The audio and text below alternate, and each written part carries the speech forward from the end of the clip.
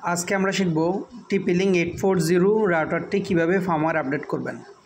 সর্বপ্রথম রাউটারের ভিতরে চলে যাবেন, রাউটারের ভিতরে যাই সিস্টেম টুলে চলে যাবেন। সিস্টেম টুলে গিয়ে ফার্মওয়্যারের মধ্যে চেক করে দেখবেন কোন ফার্মওয়্যার ভার্সনটা এখানে আছে। দেখেন ভার্সন হার্ডওয়্যার ভার্সন আছে 6। তাহলে আমরা যে কোনো একটা ব্রাউজারে যাব যাতে আমরা ফার্মওয়্যার ভার্সনটা কোনটা আছে আপডেট সেটা হচ্ছে করার জন্য। তো TP-Link 840 ফার্মওয়্যার ওটার মধ্যে প্রথম অপশনটা গিয়ে দেখেন ফার্মওয়্যার হার্ডওয়্যার ভার্সন 6.2 থেকে এখানে দেখেন ভার্সন 6 ওটা নিব।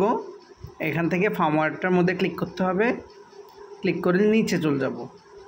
আমাদের আগে কোনটা আছে ওটা আগে দেখতে হবে। দেখেন আমরা একটা ভিডিওর মধ্যে নিয়ে আসছি, এটা হচ্ছে সবচেয়ে উপরে ভার্সন।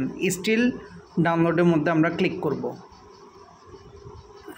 ডাউনলোড কমপ্লিট হলে এই ফাইলটি যে কোনো আমরা যেখানে আমাদের সুবিধা মতো হয় সেখানের মধ্যে রাখব।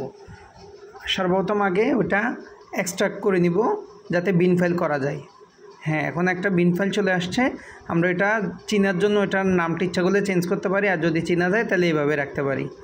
আমার মোবাইলে যেহেতু অনেকগুলো ফোল্ডার আছে এই কারণে চিনতে কষ্ট হয়ে যাবে, এই কারণে আমার মন মতো করে নিচ্ছি। 840 দিয়ে সেভ করে রাখলাম। এবার আমরা আবার রাউটারের হোম পেজে চলে আসব। তারপরে সিস্টেম টুল থেকে ফার্মওয়্যার আপডেটে চলে যাব।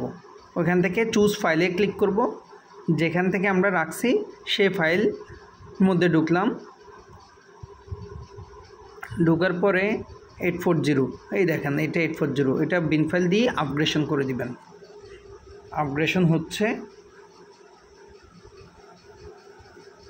কিছুক্ষণ ওয়েট করতে হবে, প্রায় 1 থেকে 1.5 মিনিট ওয়েট করতে হবে।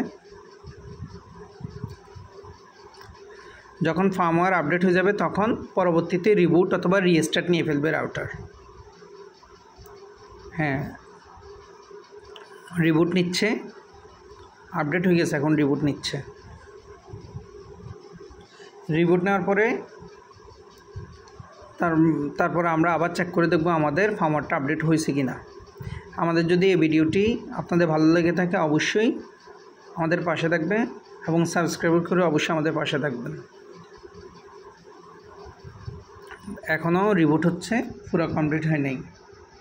হ্যাঁ, 100% হয়েছে। এখন আমাদের লগইন পাসওয়ার্ড দিয়ে ঢুকলাম। সিস্টেম টুলে চলে যাব, সিস্টেম টুল থেকে ফার্মওয়্যারে চলে যাব। দেখেন নতুন ভার্সন চলে আসছে 9.14.19 এবং নতুন 22 সালের আপডেটটা চলে আসছে।